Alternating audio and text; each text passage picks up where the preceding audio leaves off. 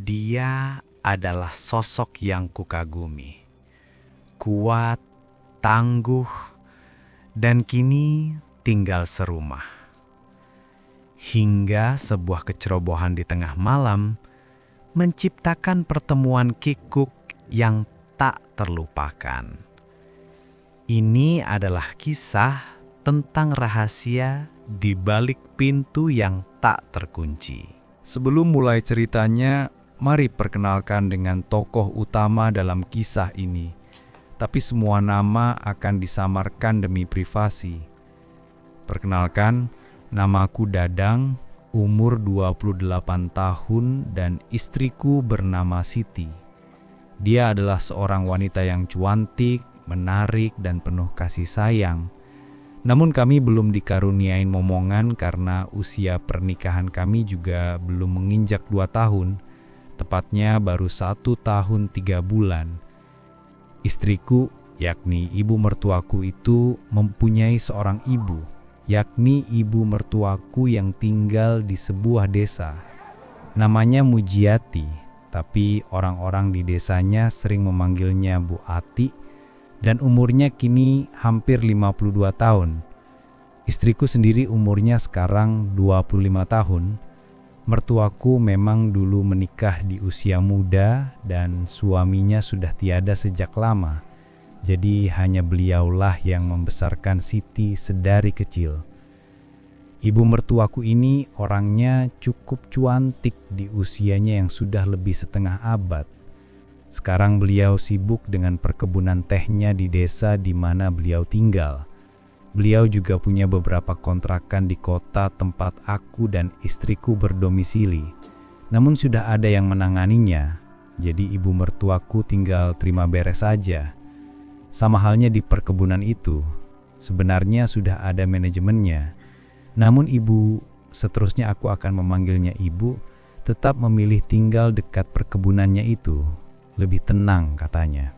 Belakangan ini ibu mertuaku itu sedang mengembangkan bisnisnya di kota. Karena bisnis baru, ibu mertuaku akan mengawasinya dengan intens. Bisnis barunya adalah bisnis percetakan. Dia tidak sendiri merintis bisnis ini, tapi bersama dengan kolega-koleganya. Dan untuk mempermudah dalam pengawasan, akhirnya dia pindah ke kota. Kota di mana aku dan istriku tinggal sekarang. Dan tentunya bakalan serumah dengan kami. Tidak etis rasanya sudah berada di kota yang sama, ibunya kok disuruh tinggal sendirian. Begitu pikir istriku. Dan dari sinilah awal terjadinya hubungan khusus bin misterius antara aku bersama ibu mertuaku yang akhirnya tidak dapat dicegah lagi. Begini kisahnya. Pagi itu, aku dan istriku menunggu kedatangan ibu mertuaku di stasiun. Tidak menunggu lama, terdengarlah bunyi kereta berhenti. Sepertinya ini kereta yang ditumpangi ibu mertuaku. Beberapa saat kemudian, HP iPhone 17 Pro Max istriku berbunyi dan dia mengangkatnya. Ti, ibu sudah sampai di stasiun sekarang. Jelas ibu mertuaku. Iya bu, aku sama Mas Dadang juga sudah di stasiun kok. Kata istriku yang sedang berbicara dengan ibu mertuaku yang menelponnya. Ibu ya? Tanyaku pada istriku. Iya, berarti tadi yang kereta terakhir itu benar yang ditumpangi ibu mas. Jawab istriku. Aku cuma mengangguk. Selanjutnya aku perhatikan orang-orang yang keluar dari gerbong kereta itu untuk mencari ibu mertuaku. Terakhir kali aku melihat ibu mertuaku adalah waktu aku menikah dengan istriku. Cukup lama memang. Walaupun begitu, sebagai anak dan ibu, komunikasi mereka masih cukup lancar sih. Di hari pernikahanku, aku mengira karena mereka tinggalnya di desa, penampilan ibu mertuaku di hari pernikahanku itu akan bersahaja layaknya orang-orang kebanyakan. Ternyata aku salah. ibu mertuaku di hari pernikahanku tampil dengan cuantik dengan pakaian yang bagus, layaknya seorang petinggi perusahaan, aku kembali mengingat masa itu. Betapa cuantik dan menawannya ibu mertuaku kala itu. Secara tidak sengaja, aku membandingkan penampilannya dengan istriku. Istriku memang tergolong orang yang cuek dengan penampilan. Kalau dilihat-lihat sih sebenarnya istriku juga sangat cuantik. Masih ada sisa-sisa kecuantikan ibu mertuaku pada dirinya. Tapi ya itu tadi, dia orang yang tidak memperdulikan penampilan luar. Padahal menurutku penampilan awal bisa menentukan penilaian selanjutnya loh. Tapi aku tetap sayang kok sama istriku itu. Di tengah lamunanku itu, aku melihat seorang wanita yang sangat aku kenal. Iya, dialah ibu mertuaku. Penampilannya kali ini membuatku secara refleks menggigit wiri-wir bawahku. Perasaan apa ini? Aku langsung berusaha mengusir pikiranku itu jauh-jauh. Mungkin ini hanya perasaan kagum saja, tapi memang penampilan ibu mertuaku saat itu sangat cuantik di usianya yang tidak muda lagi itu. "Selamat datang, Bu," ucap istriku pada ibu mertuaku yang langsung diikuti dengan mencium tangan ibunya. Aku pun ikut mencium tangan ibu mertuaku. "Dasnya biar aku masukkan di bagasi, Bu," lanjut istriku, seraya langsung menjulurkan tangannya mengambil satu-satunya tas yang ditenteng ibu sedari tadi. "Udah, gak usah Ti, aku bisa sendiri kok," sergah ibu mertuaku, seraya menampik halus tangan istriku diiringi senyum lesung pipitnya. Duh, manisnya. Aku jadi tersipu malu melihat ibu mertuaku sendiri. "Gimana perjalanannya tadi, Bu?" tanyaku dengan ramah. "Biasa saja, Dadang. Gitu-gitu aja. Lumayan ngantuk juga tadi di dalam kereta," jawab ibu mertuaku. Dia langsung meletakkan tasnya di bagasi, dan kami pun segera kembali ke rumah. Singkat cerita, seminggu sejak kedatangan ibu mertuaku di rumah kami, aku, istriku, dan ibu mertuaku sudah sibuk dengan urusannya sendiri-sendiri. Kegiatanku yang rutin sebelum kedatangan ibu mertuaku pun tidak berubah. Hanya saja, aku merasakan suasana rumah yang tak begitu sepi lagi seperti hari-hari sebelumnya. Tidak lain karena kehadiran ibu mertuaku itu. Pagi-pagi buta seperti biasa, ibu mertuaku selalu pergi keluar rumah. Dia pergi untuk jogging di taman dekat rumah. Di perumahan tempat kami tinggal memang terdapat taman yang digunakan masyarakat sekitar untuk berbagai macam kegiatan, termasuk untuk sekedar jalan-jalan atau olahraga di pagi harinya. Sesekali ibu mertuaku juga ikut sarapan bareng. Tapi seringnya beliau belum pulang pas aku dan istriku sedang sarapan. Ibu mertuaku yang di sini memang untuk mengurusi bisnisnya akan pergi ke tempat usahanya sekitar jam 9-an dan pulang jam 4 atau 3 sore. Gak nentu sih. Beberapa hari yang lalu, ibu mertuaku meminta membeli sebuah motor untuk dipakainya kerja. Istriku yang tahu itu juga tidak mempersoalkannya, toh itu uang ibunya sendiri. Ibu lebih senang memakai motor ke tempat usahanya daripada mobil, biar bisa nyelip-nyelip kelakarnya suatu hari. Ibu mertuaku ini adalah sesosok wanita yang aku kagumi. Aku takut kekagumanku ini akan membawaku ke arah yang seharusnya tidak aku lalui. Tapi selalu aku tepis mentah-mentah perasaan ini.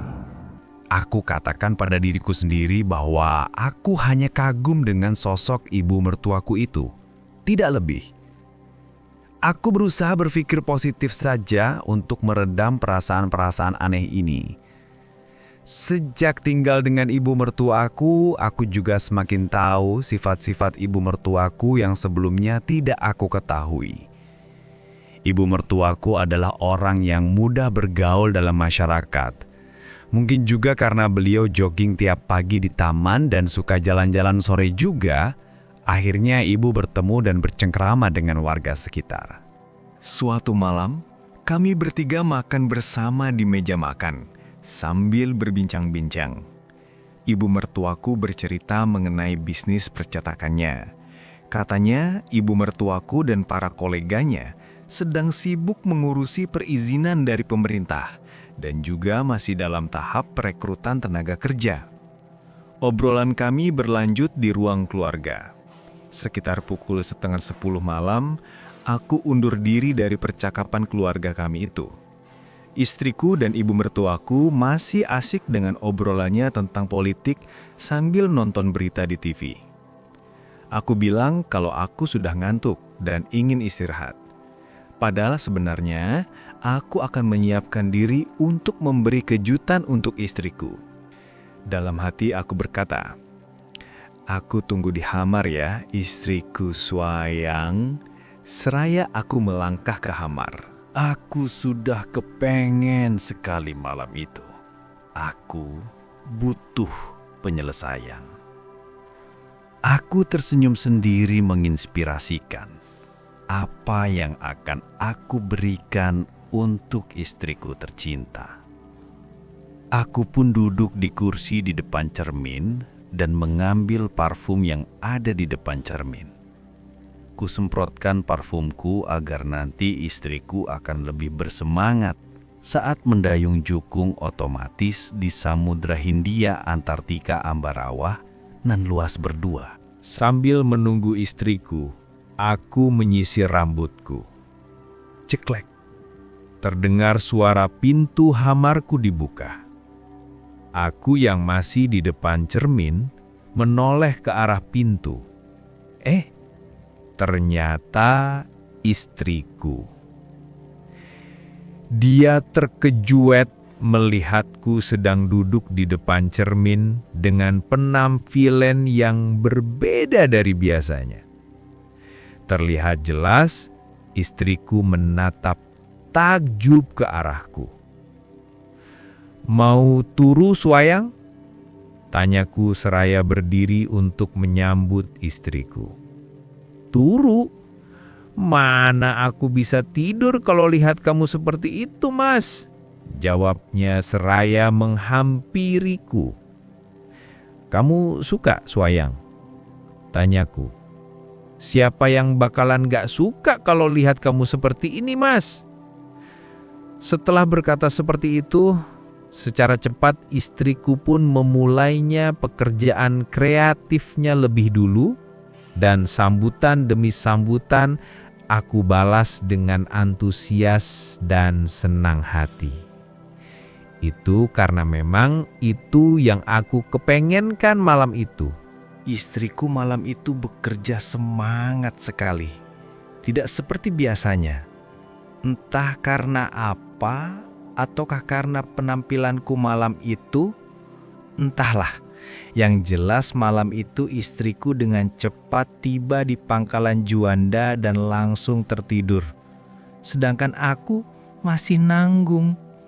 Dia tidak tahu bahwa suaminya yang ada di sampingnya ini sedang resah karena nanggung. Aku gelisah sendiri malam itu jadinya. Aku mencoba memejamkan netraku untuk turu, tapi tak bisa. Karena aku butuh penyelesaian.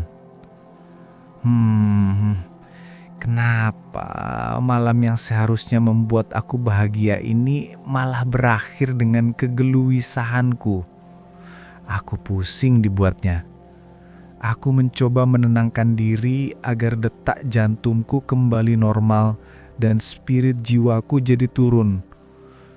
Yah, sepertinya air bening di kulkas bisa mendinginkan hawa panasku ini, pikirku. Aku pun bangun dari divansku dan beranjak ke dapur untuk mengambil air bening. Dengan santainya aku pergi ke dapur. Kali ini aku sungguh lupa kalau aku tidak tinggal berdua saja di rumah ini bersama istriku, tetapi ada ibu mertuaku juga yang tinggal. Kegelisahanku malam ini telah membuatku sedikit lupa keadaan rumah. Setelah sampai di depan kulkas, aku membuka pintunya dan mengambil air bening dingin dan menuangkannya ke dalam gelas yang telah aku letakkan di meja dapur. Saat aku sedang meminumnya, tiba-tiba keluar seseorang dari kamar mandi. Kamar mandi di rumahku memanglah berdekatan dengan dapur, dan kalau mau ke kamar mandi harus melewati dapur dulu. Aku terkejut ketika melihat siapa yang keluar dari kamar mandi itu. Ternyata ibu mertuaku. Aku kaget sekali dan membuatku tersedak. Di dekat kamar mandi, ibu mertuaku juga termangu melihatku. Dan aku lupa menutupinya dengan baik dan benar, sehingga terpampang jelas di netra ibu mertuaku. Sungguh suasana yang tidak enak sekali. Dadang, kamu belum turu?" tanya beliau memecah suasana. Beliau menatap netraku dengan kalem, seperti tidak terjadi apa-apa. "Belum, Bu. Ini lagi mau turu, tapi haus, jadi minum dulu," jawabku sambil menunduk. "Kalau begitu, aku ke kamar dulu ya, Bu. Selamat malam," lanjutku. Selanjutnya, aku berjalan cepat keluar menjauhi suasana di dapur yang kikuk itu. Dengan setengah berlari, aku menuju ke kamarku. Setelah masuk ke kamar, aku menutup dan menguncinya dengan cepat. Aku bersandar di daun pintu dengan napas terengah-engah. Jantungku masih berdebar dembegan karena berlari tadi dan karena kepergok ibu mertuaku dalam keadaan yang kurang sopan. Duh, malunya aku. Aku memukul-mukul pelan kepalaku sambil menyalahkan diri sendiri. Mengapa aku bertindak begitu ceroboh? Aku nggak tahu harus bagaimana besok pagi jika bertemu ibu mertuaku lagi. Aku tahu ini adalah sebuah kesalahan, tapi aku tidak bisa menahan diriku dari rasa salah ini. Bisa dikatakan, ini adalah kesalahan yang manis buatku. Karena selama ada ibu mertua yang tinggal di rumahku, diam-diam aku selalu memperhatikannya.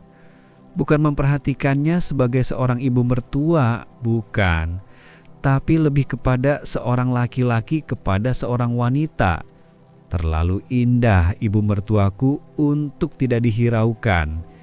Kecantikannya sungguh membuatku ingin mendapatkan kesempatan itu.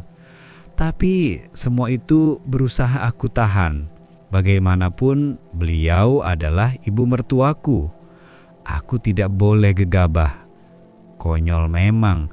Menantu kok menginginkan sesuatu seperti itu kepada ibu mertuanya. Pagi harinya, seperti rutinitas biasanya, ibu mertuaku jogging. Kembali aku masih terngiang-ngiang kejadian tadi malam. Masih teringat jelas di pikiranku. Kalau saja aku tidak bisa menahan diri, mungkin saja aku sudah kalap dan tidak segan-segan untuk sudahlah. Jam 9, ibu mertuaku baru pulang dari kegiatan rutinnya itu. Lebih lama dari biasanya memang. Sedangkan istriku pergi dengan temannya untuk sebuah urusan. Kalau aku sendiri, hari itu sedang ambil cuti selama 2 hari. "Baru pulang, Bu? Tumben lama lari paginya?" Sapaku ramah seakan tidak ada kejadian semalam itu. "Iya, tadi ibu sekalian sarapan bubur ayam di dekat taman," sahut ibu mertuaku. "Tapi temenin aku makan malam nanti bisa ya, Bu?" tanyaku. "Bisalah, Buat menantuku satu-satunya apa sih yang enggak? Sahut ibu mertuaku dengan cueknya. Bisa aja nih si ibu, jawabku malu-malu. Haha, tapi tunggu aku mandi dulu ya mas, lanjut ibu mertuaku seraya berjalan menuju tempat mandui. Iya bu, aku tunggu. Malamnya, aku hanya makan malam berdua bersama ibu mertuaku karena istriku belum pulang. Pukul 8 malam, terdengar suara mobil di depan rumah. Aku lalu keluar dari kamar dan beranjak keluar. Kok baru pulang, Soyang? Iya mas, tadi acaranya selesainya malam ternyata. Sudah makan malam mas? Tanya istriku lagi. Tadi sudah kok sama ibu, jawabku. Malam itu pun istriku setelah mandui menemani aku ngobrol sebentar, kemudian terturu. Sepertinya istriku capek banget malam itu. Pikiranku mengatakan bahwa inilah kesempatanku untuk mencoba mendekati ibu mertuaku. Aku benar-benar sedang dilanda dilema. Aku tahu itu salah. Tapi di sisi lain, aku sungguh tidak kuasa untuk menghentikannya. Akhirnya, aku memutuskan tidak peduli lagi apa yang akan terjadi di kemudian hari. Akhirnya, aku perlahan mulai turun dari Daifas dan menuju ke kamar ibu mertuaku berada. Setelah aku mencoba membuka pintu kamarnya, ternyata tidak terkunci. Awalnya ibu mertuaku tentu saja kaget dengan kehadiranku itu, tapi setelah aku menyampaikan maksud kedatanganku itu, ibu mertuaku tersenyum dengan manisnya. Mas, apakah benar istrimu turu pulas dan tidak akan memergoki kita? Tanya ibu mertuaku memastikan. Benar bu, dan biasanya kalau sudah seperti itu, dia besok pagi baru akan terbangun, jelasku. Sebenarnya ibu sejak melihat kamu malam itu, ibu selalu memikirkan kamu mas, tapi ibu malu mengatakannya, jelasnya. Jadi ibu juga mempunyai keinginan yang sama dengan aku, tanyaku senang sembilan. Iya mas, sahutnya kemudian tanpa babi bu lagi. Aku pun melangkah merapatkan barisan dan segera memulainya untuk mengantarkannya dengan jukung otomatisku ke pelabuhan Tanjung Priok malam itu, yang disambut ibu mertuaku dengan penuh antusias dan kasih sayang. Akhirnya, malam itu adalah malam awal dari keakraban khususku dengan ibu mertuaku. Semenjak malam itu, kami berdua sering mengulanginya di hotel, karena kami rasa itu akan lebih aman. Begitulah kisah antara aku dan ibu mertuaku yang lama menjanda. Kisah ini mengajarkan kita bahwa kekaguman yang tidak dikendalikan dan kecerobohan di tengah malam adalah kombinasi yang paling berbahaya. Kisah ini mengingatkan kita bahwa kekaguman pada sosok ibu mertua yang cuantik dan tangguh bisa dengan cepat berubah menjadi sesuatu yang terlarang jika tidak dibatasi. Semua bencana ini dipicu oleh satu hal sepele. Dadang merasa nanggung karena istrinya Siti tertidur cepat setelah pekerjaan kreatif mereka. Kegelisahannya membuatnya ceroboh. Dia lupa kalau ada mertuanya di rumah, dan akhirnya kepergok di dapur dalam kondisi yang tidak sopan. Bagi Dadang itu adalah kesalahan yang manis, tapi yang paling mengejutkan bagi Bu Ati itu juga menjadi awal dari sebuah pikiran. Disinilah letak pengkhianatan terbesarnya. Saat Dadang akhirnya memberanikan diri masuk ke kamar mertuanya, Bu Ati justru mengaku, "Sebenarnya ibu sejak melihat kamu malam itu, ibu selalu memikirkan kamu mas, tapi ibu malu mengatakannya." Mereka berdua tahu ini salah, tapi mereka sama-sama menginginkannya. Pintu kamar Bu Ati yang tidak terkunci itu adalah simbol bahwa rahasia ini memang sudah menunggu untuk terjadi. Pada akhirnya, jukung otomatis itu berlabuh di pelabuhan Tanjung Priuk yang salah, mengorbankan percaya Siti yang sedang tertidur pulas karena kelelahan. Terima kasih sudah mau mendengarkan kisah ini. Di sini tentunya kami sebagai admin tidak ada maksud untuk merusak moral. Tapi di sini channel 48H Shirit hanya berbagi pengalaman saja yang tidak untuk ditiru. Ambil baiknya dan buang buruknya dari cerita kisah nyata ini. Semoga hal seperti ini tidak terjadi kepada kita semua bosku. Dan semoga kita semua dilindungi dari mara bahaya. Sampai jumpa di cerita selanjutnya. Jangan lupa like, komen, share, dan subscribe.